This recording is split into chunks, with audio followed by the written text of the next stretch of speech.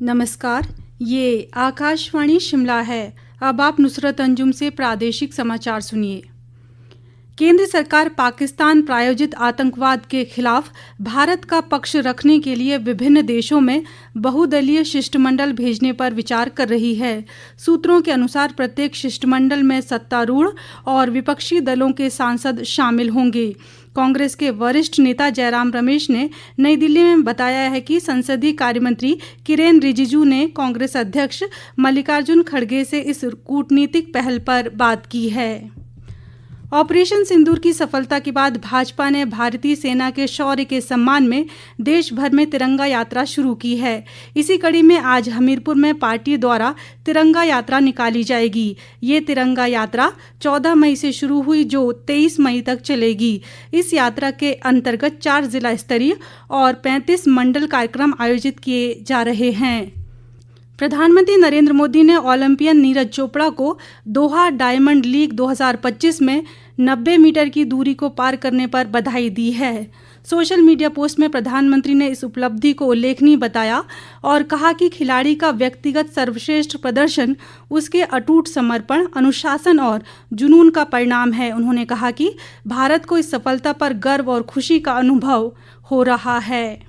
उप मुख्यमंत्री मुकेश अग्निहोत्री ने कहा है कि प्रदेश सरकार कमजोर वर्ग के विकास और कल्याण के लिए प्रतिबद्ध है और सरकार इस दिशा में आगे बढ़ रही है। हिमाचल प्रदेश विश्वविद्यालय विधिक अध्ययन संस्थान द्वारा आयोजित 2 दिवसीय सांस्कृतिक एवं साहित्यिक उत्सव अभ्युदय 2025 के समापन समारोह की अध्यक्षता करते हुए उन्होंने ये बात कही। उन्होंने इस अवसर पर संस्थान द्वारा की जा रही सेवाओं की सराहना भी की। शिक्षा मंत्री रोहित ठाकुर ने प्रदेश स्कूल शिक्षा बोर्ड के अधिकारियों के साथ एक बैठक कर शिक्षा बोर्ड की कार्यप्रणाली की समीक्षा की।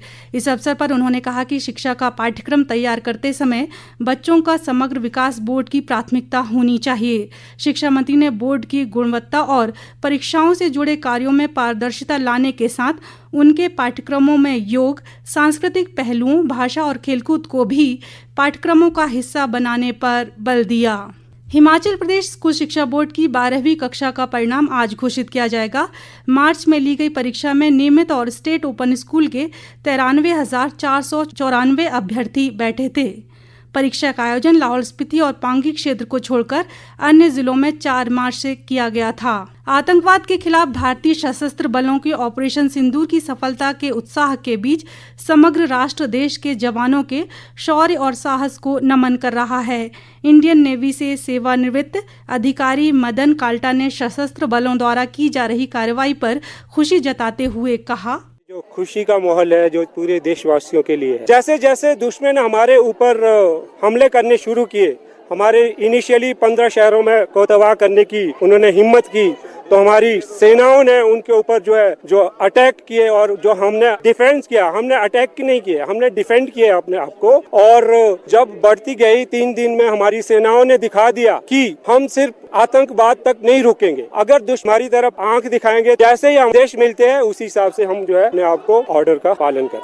वहीं प्रदेश के स्थानीय लोगों ने सेना की कार्रवाई पर अपनी प्रतिक्रिया दी है। जिस प्रकार से भारतीय सेना ने ऑपरेशन सिंदूर के नाम पर इन आतताइयों को सबक सिखाया है, हर आतंकवादी घटना को देश पे युद्ध की तरह माना जाएगा और इसी की तरह इनको जवाब दिया जाएगा। सबसे पहले तो मैं माननीय प्रधानमंत्री जी का धन्यवाद करना चाहूंगी, जिन्होंने ये एक संदेश दिया है कि हमें सभी जातियों वगैरह से उठकर एक साथ निकलकर एकजुट होना है और अपने दुश्मन देश को ये मैसेज देना है कि वो जरा संभल कर रहे। इंडियन आर्मी हमारी हमेशा ही प्राउड करवाती है और उन्होंने दिखाया है कि हमारी सेना में कितनी ताकत है, कितना दमखम है। उनके लिए मैं दिल से सैल्यूट करना चाहूँगी। संयुक्त राष्ट्र की रिपोर्ट में कहा गया है कि भारतीय अर्थव्यवस्था चालू वित्त वर्ष में चीन, अमेरिका और यूरोपीय संघ को पीछे छोड़ते हुए सकल घरेलू उत्पाद में 6.3% की वृद्धि के साथ आगे बढ़ेगी। संयुक्त राष्ट्र की विश्व आर्थिक स्थिति और संभावनाओं की इस वर्ष के मध्य में जारी रिपोर्ट में बताया गया है कि भारत के घरेलू व्यय, मजबूत सरकारी निवेश और सेवा निर्यात में वृद्धि के कारण भारत की सकल घरेलू उत्पाद में वृद्धि दर्ज हुई है। तुर्की हवाई अड्डा सेवा कंपनी सेलेबी एविएशन होल्डिंग्स के शेयर में पिछले 2 दिन में लगभग 20% की गिरावट दर्ज की गई है।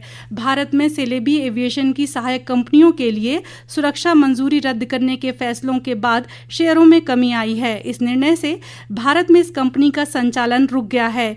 इस बीच पंजाब स्थित लवली प्रोफेशनल यूनिवर्सिटी LPU ने तुर्की और अजरबैजान के संस्थानों के साथ सभी समझौते समाप्त कर दिए हैं।